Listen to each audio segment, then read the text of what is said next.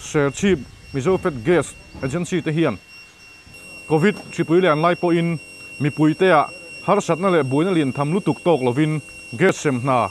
thatakin khailak loin tluang takin an thok thei a thok tu te le hetlai hmuna an malak dan te an gas sem dan tlang puite report boy kan non sim le don ani kan pulal mal shoma se chip mizo fet gas agency a kan ho tu pa khata oma consumer hi singa sang hi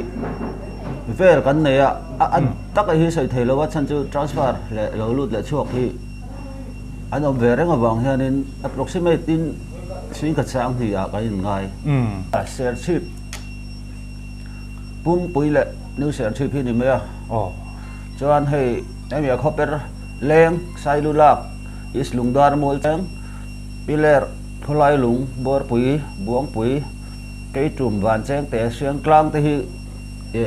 cái hành tết thuyền thâu này cần bia thâu này khata hian gas strip engzang in sem gal ni in thiata eng tim nge rotation in kalpui dan khatlang pui men asin la kan man li ko ta hi trip som pali tanga som paru kan ya kan don thin ja ta hi an thap thap a thei lo wa som pa khadara ga som paru khi kan dong klang pui khata hian ti chuan trip som paru chu in tinga rotation in kalpir dan akha he share chip ko pui veng sang sang tele copper in an pek dana khan kar khat dana nge kar ni dana nge khatlai kha itinging sim rem tak le gas lo thlen da na zir khanin ani aron thlet lem chen a rotation kha rang thei lova tian aveng in dot hian kan kalpuya ti hianin aveng pakhat kan zo chuan anexa aveng dang adot le to han dikhanin kai sem le mai thin tuna hian thakhata mizo fetina gas in an ti vel tu sum chevel hi eng jabor nge niang eng tim nge assuming deposit dan tele hetai in ban lek dan tlang pui kha ti hianin motor hi kan sem jo hi kan sem na poisa hi ti hian IOC lama bank ka trangin kan transfer thale thina ti hianin kan kal call veni transportation chungchang har sana ten tok thinem love kain thurol khop mai hai mi thila hi chuan driver ho te po hi kan vau na sa te hianin mi puitan ve kan i wang he na bur thalo te po hi kan nei tlem khop mai a thapa ngai ani ani tak chu nia tuna kan gas connection nei dana hian hei engamo central lam tangin ham that na eng scheme kim ma ta khom thina khang akhan cái này mizo fet share chip te hian enge kan han ma ve thin le kan noti ve to amo kan malak mek na amo nang han soi ve tu lo men he PMU wai hi mai thai connection kan ti mai hi zaruk pakwa kan te to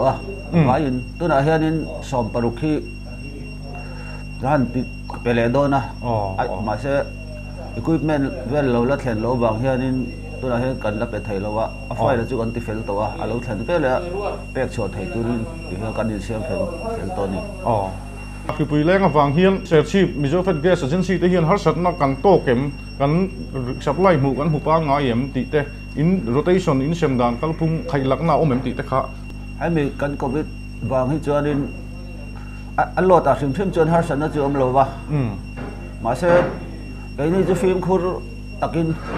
chân chú gas chú in tin lu tani vàng hiền cảnh xem lâu thầy lâu va hàn chọn mất thầy gì lâu vàng hiền thì hiền phim khur takin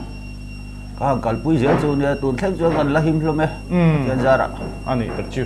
alo ông hết agency office hiền thì hiền in 5 kg kan ti abu te hi lai kan tlar thet khi a oma khi se thum samret manania chuan hei commercial kan ti 19 kg hi sang ni le cheng samret manania chuan 14.2 kg hi sang khat le samru kan ya ma se hei chu are thi dang ve a kan din huna chuan hei tuna kan soita kha kan ret chu ni hei cái đi chuan rol khai thèm bera mi pui he na sem hi kan du a kan thei top in mi pui tan kan thok ve ni khati jong kha share chip miso fet gas distributor ten share chip ko pui le che vela e rong bola gas an sem kual dan tele khailak lo mi pui ne na an chop dan an malak dan tlang pui te chu ani share chip atangin lomaral te DD ground report